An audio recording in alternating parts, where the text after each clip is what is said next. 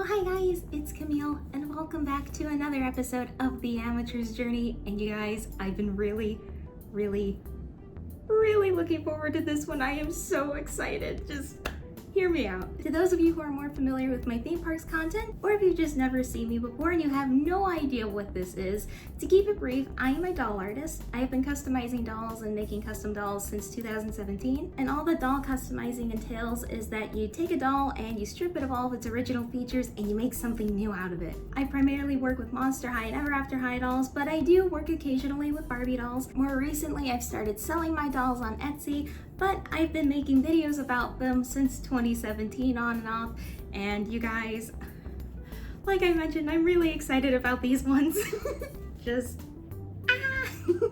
Forgive my enthusiasm, but these two dolls have been in the works for a few months now, and they're finally finished, and it's the most fun I've had with a passion project in a very long time. And yes, I said dolls, as in plural, because we're working on not one, but two dolls today, and I'm so thrilled, you guys.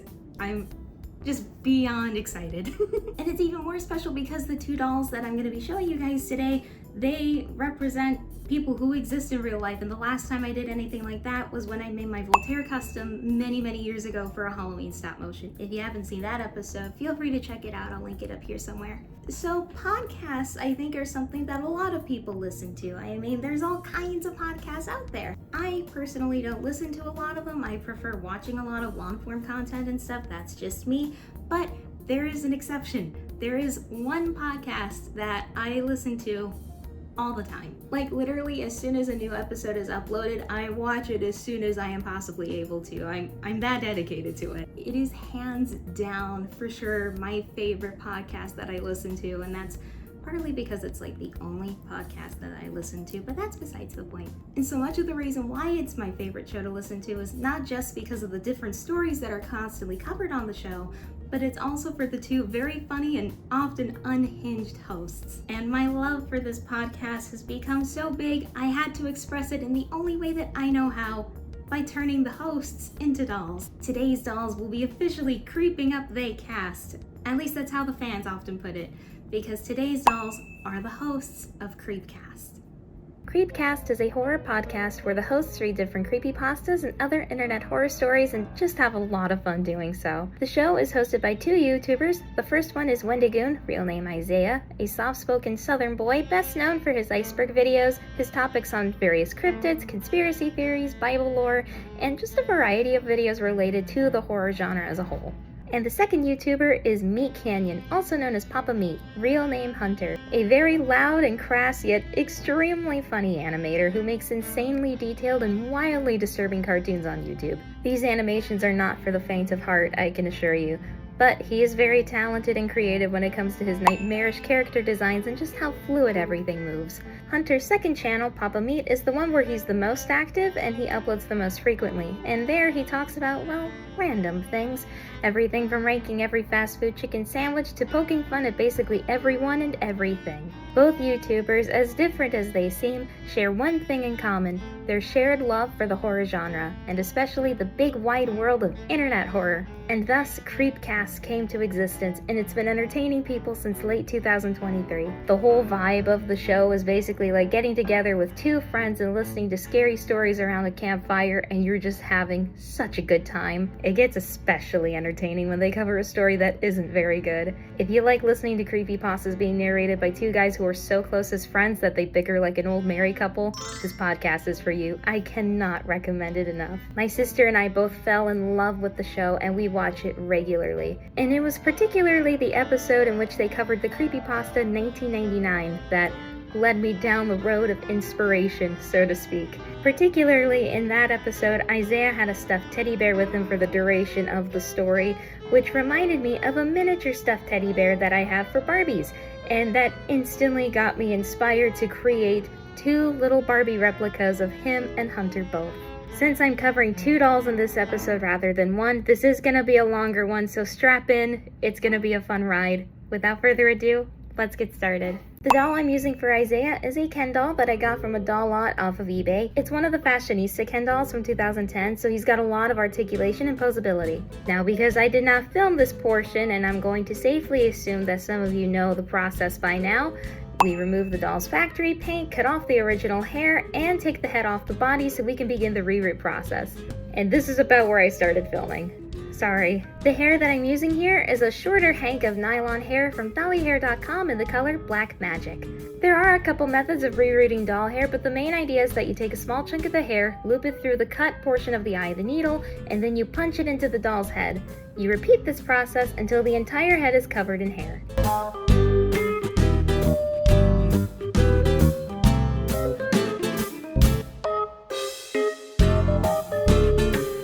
Typically, I start with the hairline first and then I work my way around the entire head, saving the doll's part line for last.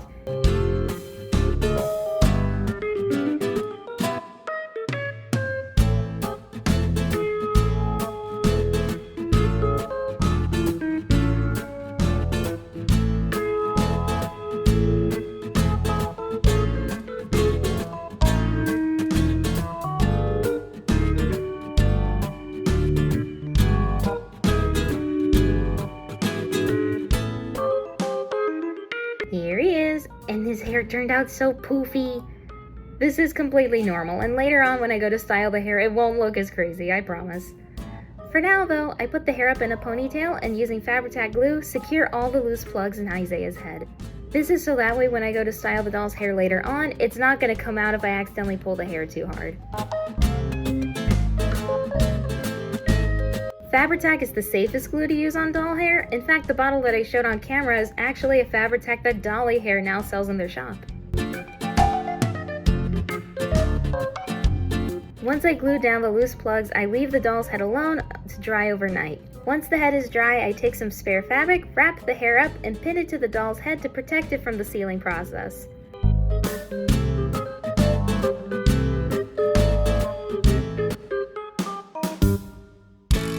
For now, let's move over to Hunter. So finding a doll base for Hunter was a little more challenging. Hunter has a bigger build compared to Isaiah, and I really didn't want to have to modify a normal Ken doll body because that would wind up using up all the epoxy sculpt that I have. So instead, I was able to find a Hagrid doll. This is from a line of Harry Potter dolls that Mattel produced a few years ago, and of the adult characters that they made dolls of, they had Hagrid, which was perfect for my purposes. Upon removing the doll's clothes, it turns out that Hagrid was given these super high-waisted pants. Like, this poor guy is looking like Urkel. Not only that, but aside from the doll's stomach, the rest of him looked like a Ken doll, so the proportions had me laughing pretty hard. First things first, the head needs to be prepped and that vinyl beard has got to go. I go ahead and begin to cut the doll's hair clean off.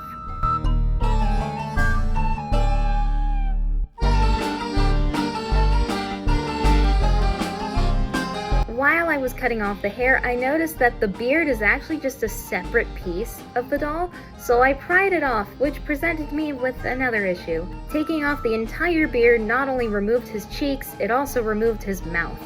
So he looked like this. So now this left me to try and figure out how I was going to pull this off now.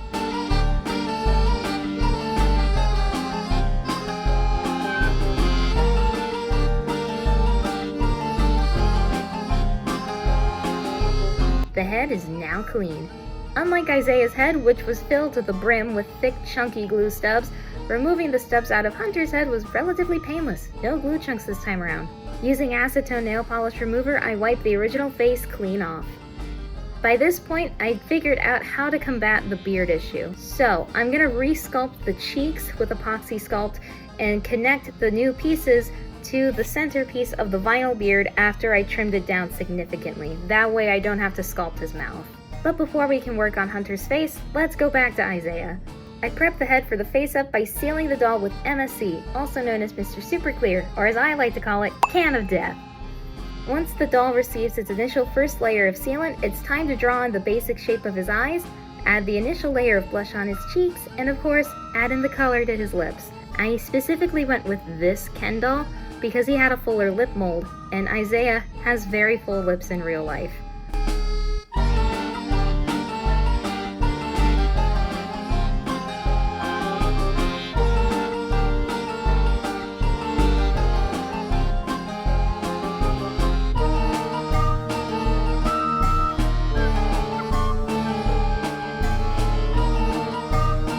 I'm using photos photos of Isaiah as a guide to get a better idea of how his eyes are shaped and, better yet, what color they are. For the longest time, I thought he had black eyes, but after finding photos of him with better lighting, it turns out they're actually a really deep brown color. They're very pretty.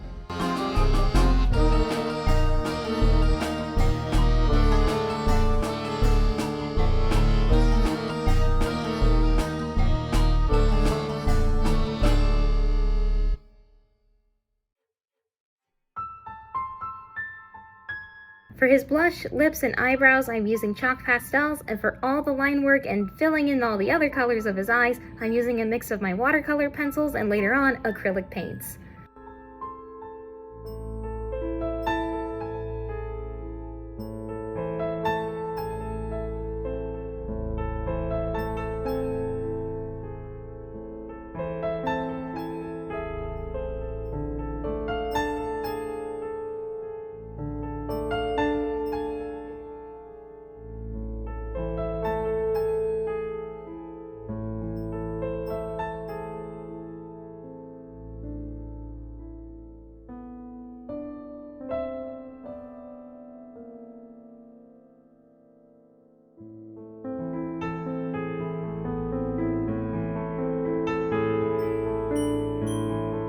When I can't build any more opacity with the colors, I'm resealing the doll off camera.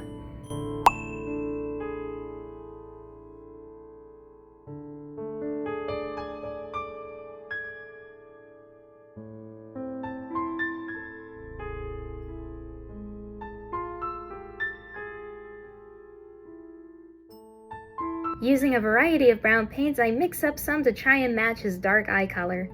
I water down the acrylics when I work with them, otherwise they'll lay on the vinyl all chunky and clunky and thick, and it's not fun.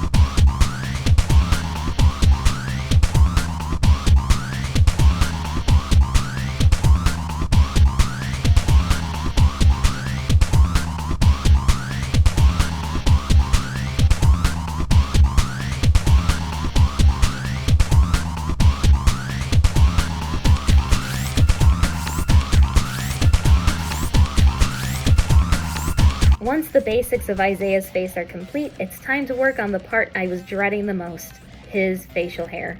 Both Wendigoon and MeatCanyon have full mustaches and beards, and although Isaiah shaved his beard off more recently, I still wanted to give him some kind of facial hair. Keep in mind, the last time that I did a beard on a doll was my Voltaire custom all the way back in 2017, and I wasn't very happy with how good it looked painted on. It looks like a big black brick. This time around, I decided that I was going to use chalk pastel to shade the general cheek and chin area, and then go in with a black pencil to add the individual hairs.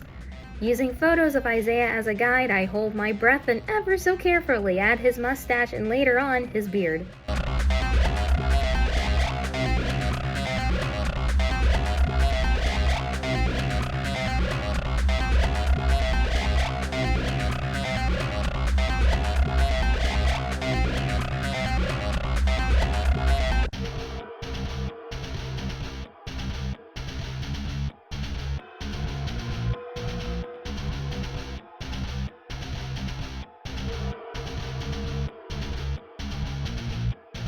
Ta-da!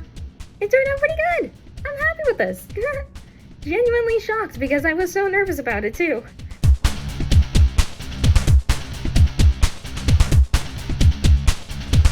By this point, this was the final pass, so I'm adding the finishing highlights, more depth to the eyes, shadows, and whatnot.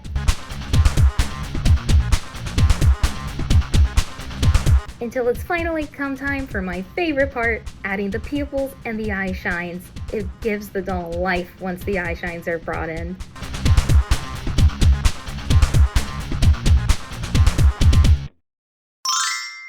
He's all done! He turned out so cute!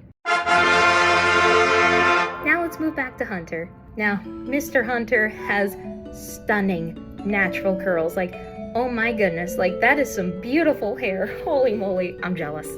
Instead of rooting the doll with straight hair and curling it later, I'm gonna reroot Hunter with pre-curl doll hair. This is a hank that I got from Hobby Lobby in the color dark brown. The only trouble with pre-curl doll hair is that you have to cut the pieces that you need. It's not just individual strands like the straight ones. Let's reroot the head.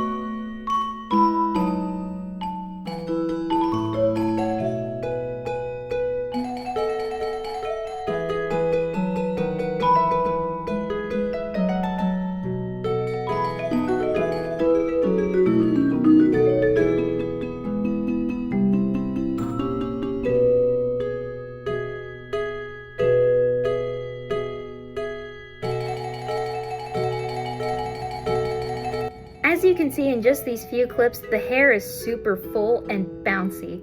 The beautiful thing about using pre-curled hair is that because it's so voluminous, I don't have to fill every part of the head. This alone was just from filling in the hairline and the part line.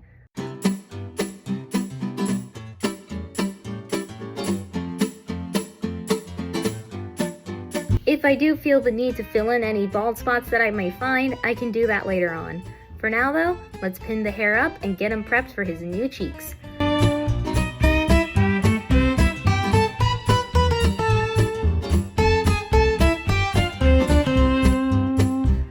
To sculpt Hunter's cheeks, I'm using a 2-part epoxy sculpt. This stuff is like an industrial strength clay. It works fantastically. Safety first, y'all. Taking equal parts of A and B, I mix them together to create our epoxy.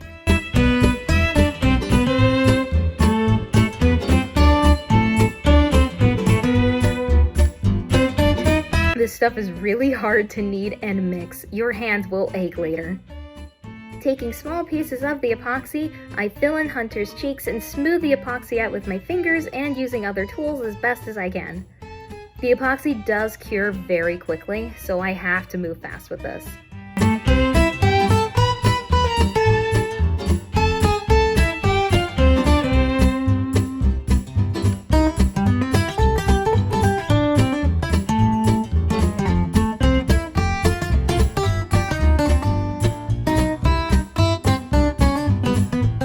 Once I have the cheeks molded to my liking, I set the head off to the side to finish curing. Once the head's completely dry, I go ahead and sand the cheeks down and smooth them out, trying to blend the seams into the vinyl as best as possible. Once that's done, we gotta color match the cheeks to the doll's skin tone. I take several acrylic paints to try and make Hunter's skin color. Once I've matched the doll's skin tone, I paint the entire head. Here he is! He looks pretty good! I'm very happy with the results. The last time I painted a doll's head to try and match epoxy was my Alpha Custom. Now we can seal the head with MSC and begin working on his face. I began working on Hunter's face up right when I was about halfway done with Isaiah's.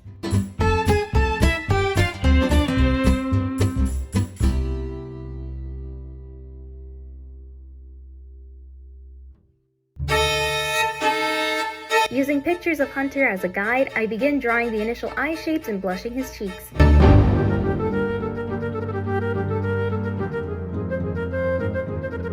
Hunter's eye color is not nearly as dark as Isaiah's. In fact, there was one time he got his makeup done and the artist really brought out the color of his eyes beautifully. He also has large round eyes, almost like sad puppy dog eyes, so I try to accentuate that as much as I could.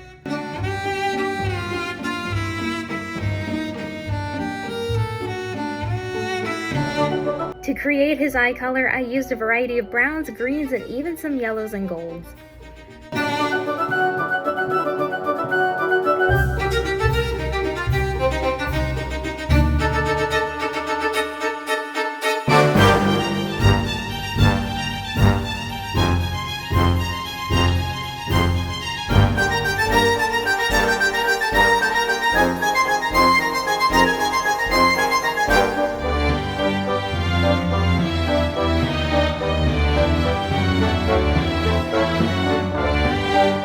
Now the nice thing with Hunter is that his mustache was sculpted on already to the doll, so I didn't have to worry about that. But I'm gonna tackle his beard the same way I did Isaiah's, using chalk pastel to shade in the cheeks and chin, and then using pencils to draw in the individual hairs. Instead of using black, I'm using dark brown.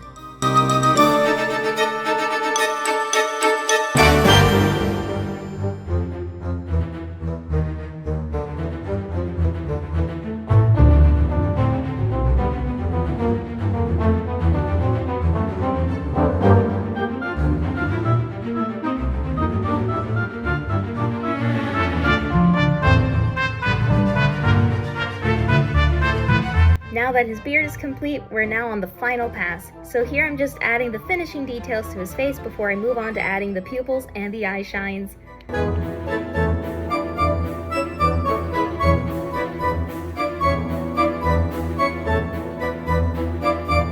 Here he is! He turned out so cute too! And the curls are giving me life, oh my gosh! Now let's finally unwrap Isaiah's hair.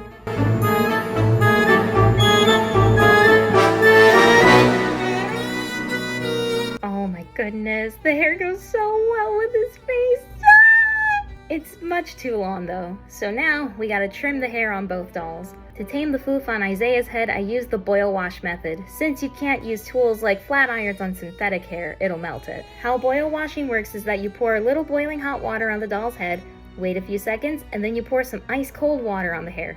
Wait again, and then you repeat the process back and forth until you run out of water. In Isaiah's case, I also used this time to find the doll's part line because I lost it while I had his hair bound up, and I styled it while the hair was wet. Once that's done, I leave his head to dry overnight. I also decided to boil wash Hunter's head to get rid of the afro effect of his hair. I was worried that I would accidentally straighten his curls, as this was my first time boil washing pre-curled hair, but much to my surprise, it actually tamed the floof without destroying the curl. He still looked really good, and the curl stayed intact, and now instead of giving Bob Ross, he's now giving King Louis III vibes. Once Hunter's hair completely dried, I went ahead and trimmed it to make it look more like Hunter's real-life hairstyle.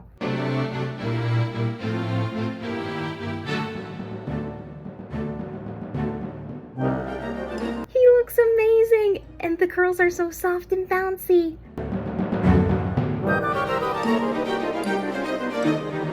Hunter's hair was very, very easy. Isaiah's hair, on the other hand, was not. So, I don't typically create male characters solely because I have the hardest time with boys and men's hairstyles on such a small scale. And unlike human hair, this hair won't grow back. So I ever so carefully and ever so slowly begin to shorten Isaiah's hair.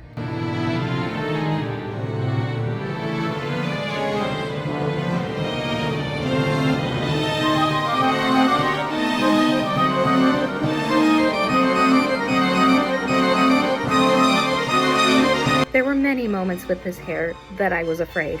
I mean, he was looking like Edna Mode at one point. I was terrified.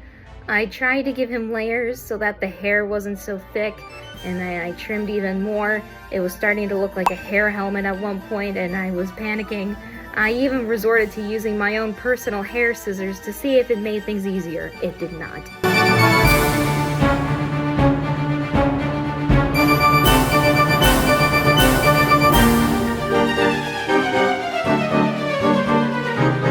After a while, I felt that I had cut enough hair to make it passable, but it was sticking up and sticking out. So I attempted to use hairspray off camera to try and smooth it, and all it did was make Isaiah smell like Tresemme. So I went ahead and purchased this hair gel. Only $2 for this big bottle, surprisingly. What's it smell like? You're not gonna be smelling like Tresemme anymore, my friend. Yeah, it smelled pretty bad, and it felt awful to touch. Regardless, I first used some of the gel on a little bit of extra hair on a stick to make sure it wasn't gonna melt it all off on accident. Once I confirmed it was indeed safe to use, I style and set Isaiah's hair into place.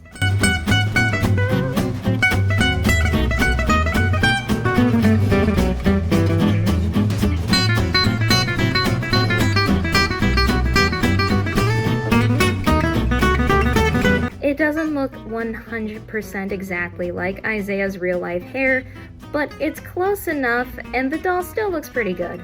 Now it's time for the fun stuff, the outfits. Isaiah's clothes were very simple as I did not have to sew anything for him, which was great. Isaiah wears a lot of Hawaiian styled shirts and the occasional graphic t-shirt, but most of the time it's the gaudy Hawaiian shirts, and this specific shirt does closely resemble one that he has worn before on the show. I also have a variety of Ken doll shoes, but I went with these tennis shoes for Isaiah, and to go with the shirt, I have a pair of khaki colored Ken doll shorts.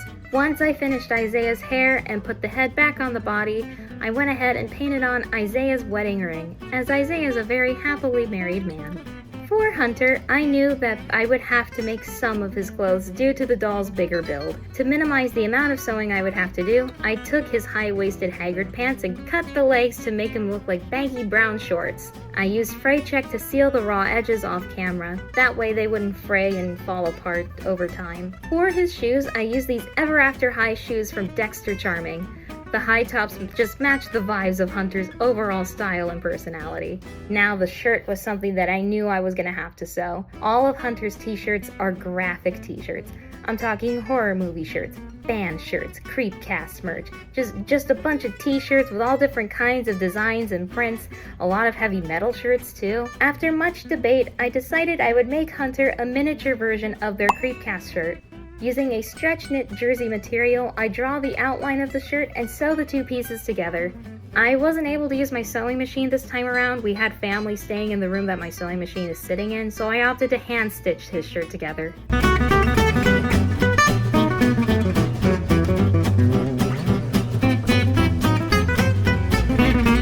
For the graphic on the shirt, I initially was going to use temporary tattoo paper, and to my shock, it actually did adhere to fabric after I ran a couple tests, but it's super translucent and see-through. So I went ahead and purchased iron-on transfer paper for dark fabric, followed the instructions carefully, and managed to successfully adhere the design onto his shirt. It's so cute and tiny, I love it!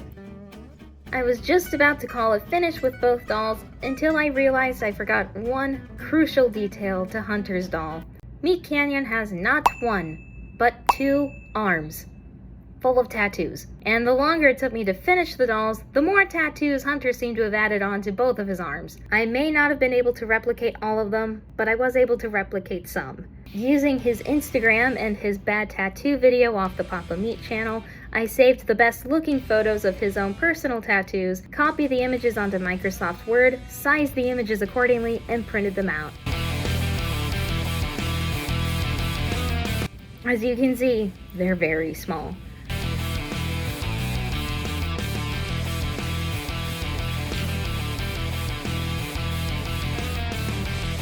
I then cut the tattoos out of the sheets of paper and using matte Mod Podge, I glued the tattoos directly onto the doll's arms. Because it's a matte finish, they won't dry on glossy, they'll dry on matte.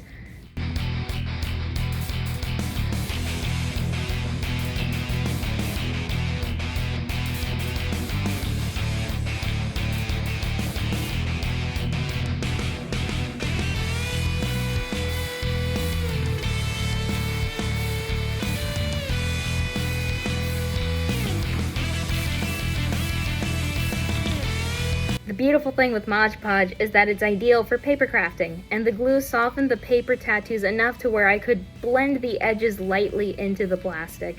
I think the only tattoo that popped off after the fact was the one on his hand, so I had to tack it down with super glue. Now it will never ever come off. Considering this is the only time I've ever done tattoos on a doll, I think they turned out pretty good. Finally, let's talk accessories. This was the fun part for me, since all of their accessories represent the podcast in some way, whether they be little Easter eggs or little references and jokes that were made throughout the show. I had a lot of fun with it. Creepypastas have the reputation as being the campfire stories of the internet, so these boys are going camping. Each doll comes with their own little backpack. These are actually charms from the jewelry section at Hobby Lobby, believe it or not. I had to glue on the ribbon as the straps. The zippers are functional, as are the little pockets. In Isaiah's bag, we have the miniature stuffed bear that started it all. It's meant for a 1/12 scale doll, but these ones work great for Barbies too, which for reference, they're on a 1/6 scale. This bear was obviously the main inspiration behind the project, so he had to be there. Next in Isaiah's bag is a laptop. This is an old Barbie laptop that I've owned for years. It's been used as a prop for several of my stop motion videos. The stories that they read are on the internet, so naturally it makes sense that there would be a laptop involved. And Isaiah's usually the one narrating, so it makes sense for him to keep it. This laptop opens and closes, so that's a lot of fun. Isaiah's also a Christian, so it made sense to me that if he went anywhere, he'd probably take his Bible with him. This is another 1/12 scale Bible that I got from Hobby Lobby, but again, these still work great for Barbie sizes. The miniature Bible does not open or close as it's made out of a little piece of balsa wood, but needn't fear, he does come with some little books that do have real pages in them. The red one in particular, I wrote the title Skinwalker 101, as skinwalkers seem to be a common occurrence in some of the stories they cover. By far one of the most memed moments from this show was when Isaiah was all like, I got this, and I got this, so I'm gonna be all right. So obviously I had to replicate that in doll form. This is a crucifix jewelry charm and a pistol-shaped charm, both from Hobby Lobby. Honestly, the things you find in the jewelry section are insane. Hunter has weapons in his bag as well. I was initially going to give him a shotgun, but I felt that would have been too much. Well, we had one, and then my grandpa, who had a stroke, he would sit in this electric wheelchair, and he fucking shot the dog in the head, and that was really traumatizing. That is a recurring joke, but it makes me uncomfortable, so I gave him a mini axe and whatever this is. It looks pretty cool. He also has a water flask. This is one that belonged to an Ever After High doll, also named Hunter coincidentally. Something that I noticed that Hunter did a lot during the show was that he would be taking notes and just writing different things down. So he does have a few little books that can also open, including this one where he wrote Psychopath, where he made fun of Isaiah. Sometimes in thinking like, man, it is so quiet. Like you can hear so much every little detail. And I kind of get not wanting to disturb that. Right. Now, both dolls have a few things that match for the most part.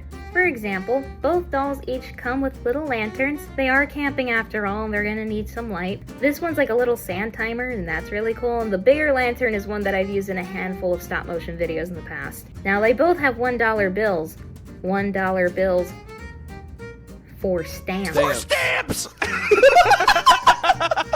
Now, if you're camping in the woods are a very dangerous place filled with all kinds of creepy, spooky things. So to keep them safe, each doll has a mini dream catcher. These are more jewelry charms courtesy of Hobby Lobby. One of the funniest moments from the show was when they covered Baraska, and specifically when they had so many jokes about Kyle at the funeral and how he's constantly eating the food at the funeral. Each doll had to come with their own sandwiches and even tiny little glasses of iced tea.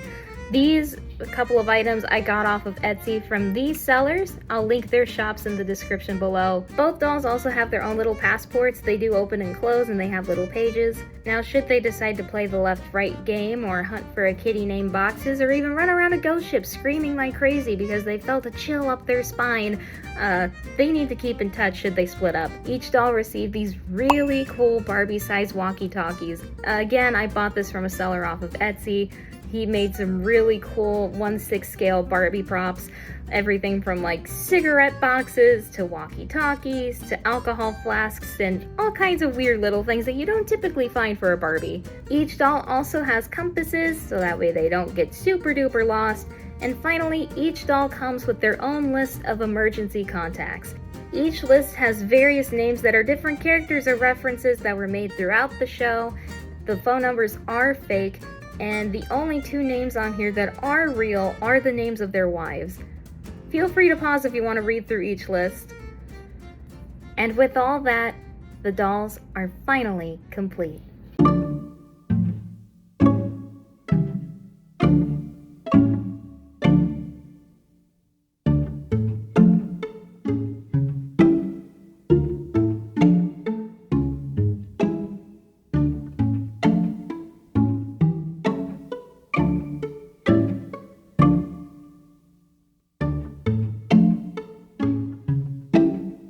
My doctor told me that I must have been sleepwalking, but then he showed me something that made my blood turn cold. He lifted up my shirt to reveal a sewn-up incision where my kidneys were.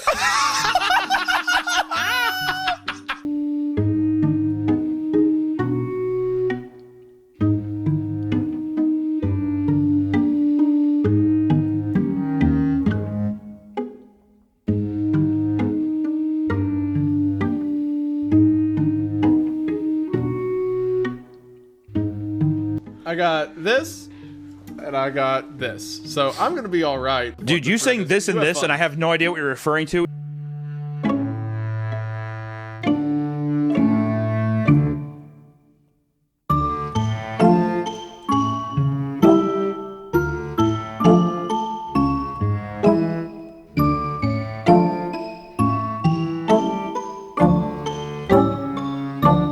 The dollar said 4 stamps. Ooh. Oh no. One of their customers was the guy. When I decided I was going to make the CreepCast host into dolls, I contemplated where I wanted to have their final photos done. And one of the first ideas that came to my mind was Tom Sawyer's Island at Magic Kingdom. I am a Disney person after all. Specifically, I wanted to photograph them inside the caves, since the first story that they ever covered was Ted the Caver, and that was specifically on Hunter's Papa Meat channel before CreepCast even became a thing. So to me, it felt natural to take the dolls to the island to photograph them there. Especially because Tom Sawyer's Island is going to be shut down permanently here soon anyways, so I knew that it would be a now or never situation. And I'm glad I trudged out there because these photos turned out so good. I have the feeling I'm being watched. Methinks me being watched. He's right behind me, isn't he? It's over! Wait, come back! It was supposed to be funny! So thank you guys for watching. What did you think of the dolls? Leave your thoughts down in the comments below. Like I mentioned in the beginning of the video, I do have an Etsy shop where I sell a lot of my custom dolls. If you'd like to check out the shop, maybe purchase something, or you just want to browse, feel free to check it out. I'll have the link in the description box below. For those curious, the CreepCast dolls will not be listed on the Etsy shop, primarily because these dolls are made to look like living, breathing individuals who are still alive and well, and I feel like there'd just be a lot of weird legality issues, so I don't feel comfortable doing that. Nuh-uh. What I would love to happen is I would love nothing more than to give the dolls to Hunter and Isaiah both. I feel like if anybody's gonna own these dolls, it should be the 2 individuals they were modeled after. But I don't have any way of getting a hold of either one of them, and I highly doubt that they're watching this. So until the stars align, so to speak, for now, the dolls will just be sitting displayed in my craft area with my other custom dolls looking cute and pretty until, life finds a way. If you would like to check out the last episode of The Amateur's Journey, which I show you guys my version of Madame Leota from Haunted Mansion, I'm gonna link that video up here. If you'd like to see the last Disney vlog that I made, which was, coincidentally enough, the photo shoot of the 2 dolls on Tom Sawyer's Island, I went ahead and vlogged my time on the island. It was a lot of fun. If you want to check that out, I'll link it down here. And if you liked what you saw today, if you want to check out more of my content, and if you want to, feel free to subscribe to my channel. I'll link that down over here. If you do choose to subscribe, be sure to click the bell icon afterwards. That way you're notified of all of my uploads. Thank you guys again for watching. It really does mean so much to me. Be sure to tell your friends and family about the channel. And if you guys have any questions or if you just want to say anything at all, feel free to leave them down in the comments. I do always read them. I may even reply at some point. So until the next video, I will see you soon. Bye.